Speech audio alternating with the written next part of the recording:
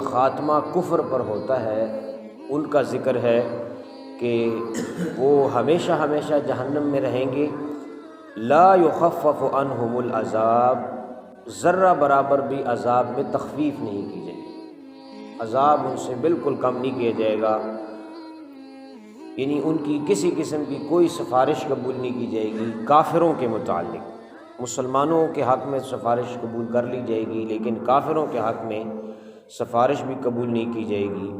لا یخفف عنہم العذاب، ان سے عذاب نہیں کم کیا جائے گا، ولا هم ینظرون، اور انہیں مہلت بھی نہیں دی جائے گی۔ کفار کو کبھی عذاب سے چھٹکارا نہ ملے گا اور نہ ہی انہیں نیک اعمال کی یا توبہ کی مہلت دی جائے گی۔ کافر کا عمل اسے کچھ نفع نہیں دیتا۔ دنیا میں کافر جتنا مرضی عمل کر لے، آخرت میں اسے اس کا کوئی فائدہ نہیں پہنچے گا۔ دیکھو انگریز نے کتنے چیریٹی کے کام کیے، کتنے ادارے کھولے، یعنی صدقہ و خیرات کے ادارے لگا لو یا اسی طرح خدمت خلق کے ادارے لگا لو، انگریز نے اس پر کتنا کام کیا، لیکن انہیں آخرت میں اس کا کوئی فائدہ نہیں پہنچے گا۔ اللہ پاک نے فرمایا کہ انہیں آخرت میں کوئی فائدہ نہیں پہنچے گا جب تک اسلام پہ نہیں مریں گے، کفر پہ مریں گے، ہمیشہ ہمیشہ کے لیے جہنم میں رہیں گے۔ دنیا کے اندر جتنے مرضی اچھے عمل کر لیں، خاتمہ برا ہو گیا، خالدین فیہا۔ ہاں، یہ علماء کرام نے یہ فرمایا ہے اور احادیث سے بھی یہ بات سمجھ آ جاتی ہے کہ جس عمل کا تعلق نبی پاک صلی اللہ علیہ وسلم کی ذات گرامی سے ہو جائے، اس عمل کا فائدہ کافر کو بھی پہنچتا ہے، کافر کو اور کسی عمل کا فائدہ نہیں پہنچتا۔ آپ نے سنا قرآن پاک کی آیت سے، کافر کو کسی عمل کا فائدہ نہیں پہنچتا۔ ہاں، یہ احادیث سے یہ بات سمجھ میں آتی ہے کہ جس عمل کا تعلق نبی پاک صلی اللہ علیہ وسلم کی ذات سے ہو جائے تو اس کا فائدہ کافر کو بھی پہنچتا ہے۔ کیسے؟ جیسے کہ ابو طالب، ان کے بارے میں آتا ہے کہ انہوں نے نبی پاک صلی اللہ علیہ وسلم کی بے حد خدمت کی تھی، خیال رکھا تھا، اس لیے حضور علیہ السلام کی خدمت کی برکت سے ان کے عذاب میں کمی واقع ہوئی، عذاب میں تخفیف واقع ہوئی، کہ یہ ان کا عمل نبی پاک صلی اللہ علیہ وسلم کی خدمت کے ساتھ جڑا ہوا تھا۔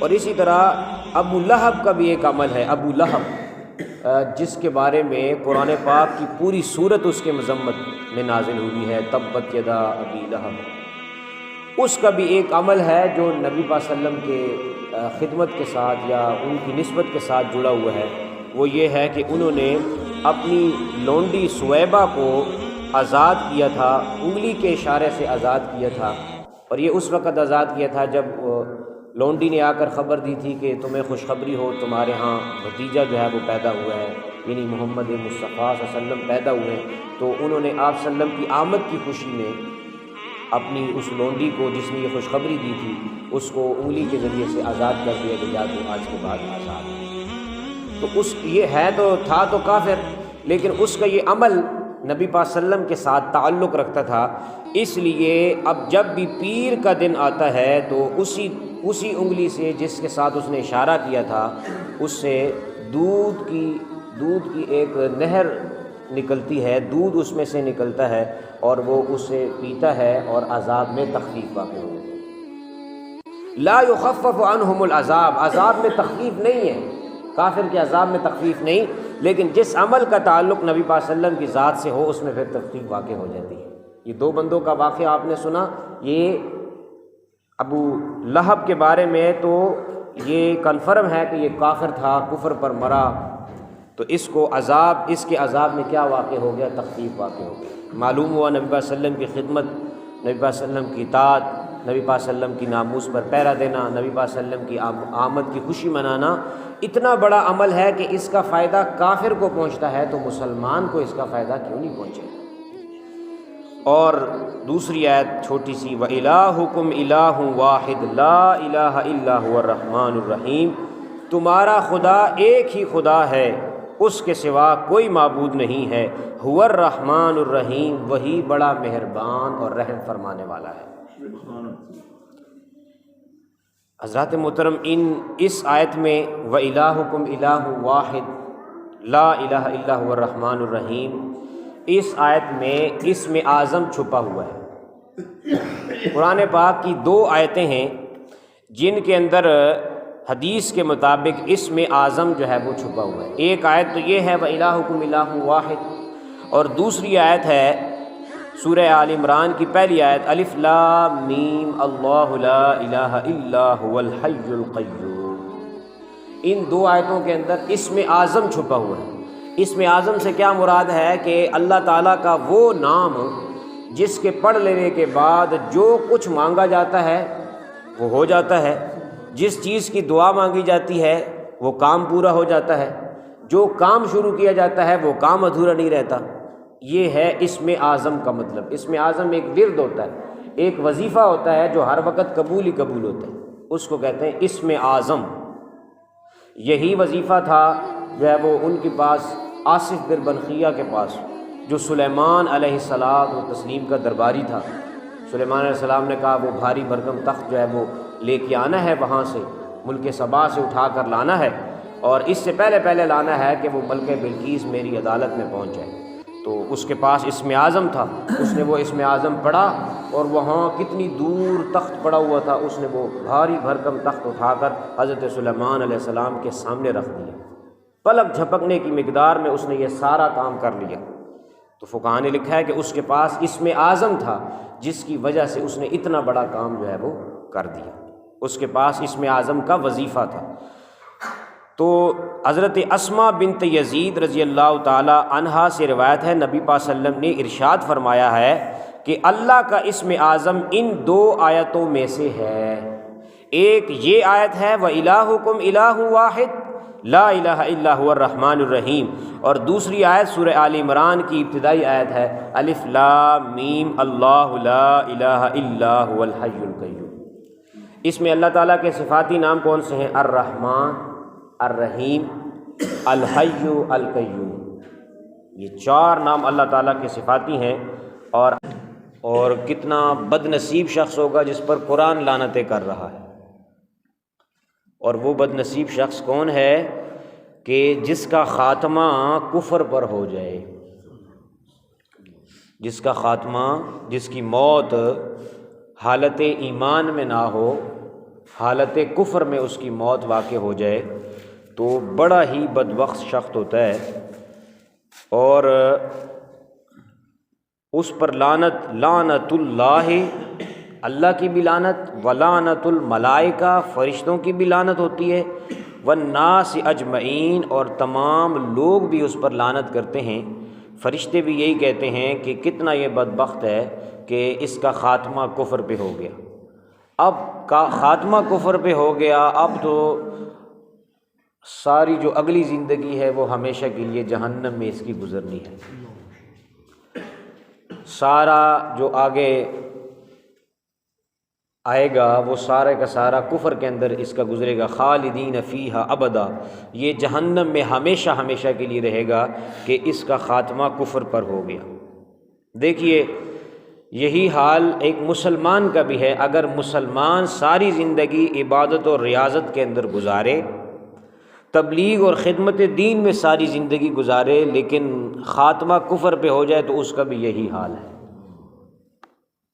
وہ بھی ساری زندگی اگلی وہ جہنم کی آگ میں سڑتا رہے گا، اور اس پر بھی اللہ تعالیٰ کی لعنت ہے، فرشتوں کی لعنت ہے، تمام انسانوں کی لعنت ہے کہ اس پر لعنت ہے کہ ساری زندگی مسلمان رہا، لیکن جب مرنے لگا تو ایمان بچا کے نہیں آیا، ایمان لٹوا کے آ گیا۔ ایمان کی حفاظت کر کے آنا تھا، جب آخری ٹائم تھا اس وقت ایمان کو بچا کے آنا تھا، اور یہی اپنے ایمان کو جو ہے وہ خراب کر کے آ گیا۔ اب کفر پر خاتمہ ہو گیا، اب ساری عبادتیں ضائع چلی گئیں، ساری نمازیں ضائع چلی گئیں، سارا صدقہ و خیرات ضائع چلا گیا کہ خاتمہ جو ہے وہ کفر پہ ہو گیا۔ تو یہ خاتمہ ایمان پہ ہو جانا بہت بڑی سعادت ہے، اور خاتمہ کفر پہ ہو جانا بہت بڑی بدبختی ہے۔ یہاں پہ لعنت کا لفظ استعمال کیا گیا، لعنت، جبکہ لعنت کسی پہ کرنی نہیں چاہیے، لعنتی شخص کسی کو نہیں کہنا چاہیے۔ ہاں جس کے بارے میں یقین ہو جائے کہ اس کا خاتمہ کفر پر ہو گیا، اس پر لعنت کر سکتے ہیں، باقی کسی پر لعنت نہیں کر سکتے۔ یہ لعنت کے بارے میں شرعی مسئلہ ہے کہ آپ وصف کے بارے میں لعنت کر سکتے ہیں، لیکن بندے پر لعنت نہیں کر سکتے۔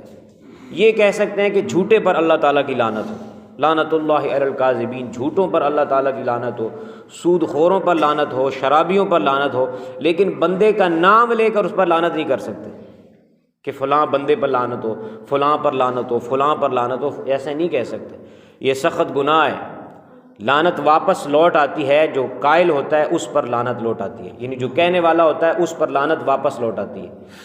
تو لعنت یا ملعون یا لعین کسی کو نہیں کہنا چاہیے۔ ہاں جن کا جو ہے وہ جھوٹا ہونا ثابت ہو چکا ہے، جن کا کفر کی حالت میں ہونا ثابت ہو جائے، جیسے شیطان ہے، ملعون ہے، اس پر تو لعنت بھیجنی چاہیے۔ اب کوئی کہے کہ اس پر لعنت نہ بھیجے، وہ تو اس کا ملعون ہونا ثابت ہو چکا ہے۔ آپس کی بات ہو رہی، مسلمان ایک دوسرے مسلمان کو لعنت اس پر نہ بھیجا کرے، جھوٹے پر لعنت کرے، سود خور پر لعنت کرے، شرابی پر لعنت کرے، زانی پر لعنت کرے، چوری کرنے والے پر لعنت کرے، زانی پر لعنت کرے، بندے پر لعنت نہ کرے۔ جس کے اندر یہ وصف ہیں، وصف بول کر اس پر لعنت کی جائے۔ بتانے کا مقصد یہ تھا کہ کتنا بدبخت ہے یہ انسان جس کا خاتمہ کفر پر ہو گیا اور اس پر لعنتیں برسیں۔ دیکھیں کسی کے پاس گارنٹی نہیں ہے، نہ میرے پاس گارنٹی ہے خاتمہ بالایمان کی، اور نہ ہی آپ میں سے کسی کے پاس گارنٹی ہے کہ ہمارا خاتمہ ایمان پہ ہوگا۔ یہ بہت بڑی کامیابی ہوتی ہے کہ خاتمہ ایمان پہ ہو جائے، کسی کے پاس کوئی گارنٹی نہیں ہے۔ بڑے بڑے اولیاء، بڑے بڑے صوفیاء، مقام ان کا یہ ہوا کہ جب حالت مرگ آیا تو ان کا خاتمہ کفر پہ ہو گیا، کوئی ایسا عمل کر بیٹھے کہ جس کی وجہ سے اسلام ان کے ہاتھ سے نکل گیا اور اسلام کی حالت میں نہیں مرے بلکہ کفر پر مر گئے۔ بڑے بڑے اس طرح کی مثالیں جو ہیں وہ ہمارے سامنے موجود ہیں، کئی کتابیں جو ہیں وہ بھری ہوئی ہیں۔ دیکھیں صحابہ کرام کا اور ہمارے بزرگان دین کا اپنی آخرت کے بارے میں، یعنی آخرت کے اپنے زندگی کے جو آخری 4 دن یا سال 2 سال لگا لو، اس میں کتنا وہ خوف زدہ ہوتے تھے اس وقت کے متعلق۔ حضرت سفیان ثوری رحمۃ اللہ علیہ، آپ کا جب وقت وصال آیا تو آپ نے رونا شروع کر دیا۔ آپ سے کہا گیا کہ آپ امید رکھیے اللہ تعالیٰ سب سے بڑے بڑے گناہگاروں کو بھی اللہ تعالیٰ معاف کر دیتا ہے، آپ کیوں رو رہے ہیں؟ تو انہوں نے فرمایا کہ تم کیا سمجھتے ہو کہ میں اپنے گناہوں کی وجہ سے رو رہا ہوں؟ میں اپنے گناہوں کی وجہ سے نہیں رو رہا۔ اگر میں جانتا ہوتا کہ اللہ تعالیٰ کی وحدانیت پر میں مروں گا، خاتمہ بالایمان پہ میں مروں گا، تو گناہ کے مجھ پر پہاڑ بھی لاد دو مجھے کوئی فرق نہیں ہے، کہ گناہ میں اپنے بخشوا لوں گا، لیکن اگر خاتمہ میرا ایمان پہ نہ ہوا تو اس کو میں نہیں اپنے آپ کو بچا سکتا۔ یعنی یہ سفیان ثوری بزرگان دین میں سے اتنا خوف ہے، انہوں نے کہا میں رو اس لیے رہا ہوں کہ میرا خاتمہ ایمان پہ ہو جائے، پتہ نہیں کل مرتا ہوں پرسوں مرتا ہوں، یہ چند دن ہیں جو بس خاتمے والے دن ہیں، میں سوچتا ہوں کہ میرا خاتمہ ایمان پہ ہو جائے۔ گناہ تو بخشوا لیے جائیں گے، گناہ بخشے جائیں گے، لیکن اگر خاتمہ ایمان پہ نہ ہوا تو پھر بڑا برا حال ہوگا۔ پھر وہ قرآن پاک کی آیت اکثر آپ پڑھتے رہتے ہیں، خالدین فیہا ابدا، خالدین فیہا ابدا، خالدین فیہا ابدا، ہمیشہ ہمیشہ ہمیشہ ہمیشہ جہنم میں، ہمیشہ ہمیشہ جہنم میں۔ تو ہمیشہ ہمیشہ جہنم میں اسی نے رہنا ہے جس کا خاتمہ ایمان پہ نہیں ہوتا۔ ایک اور امام احمد بن حنبل کے بارے میں، یہ فقہ کے بہت بڑے امام ہیں، ان کے بارے میں آتا ہے جب آپ کے انتقال کا وقت آیا تو آپ کے صاحبزادے نے طبیعت پوچھی تو آپ نے فرمایا کہ ابھی جواب دینے کا وقت نہیں آیا، بس اللہ تعالیٰ سے دعا کرو کہ اللہ تعالیٰ میرا خاتمہ ایمان پہ کر دے، کیونکہ ابلیس لعین اپنے سر پر خاک ڈالتے ہوئے مجھ سے کہہ رہا ہے کہ تیرا دنیا سے ایمان سلامت لے جانا میرے لیے باعث ملال ہوگا۔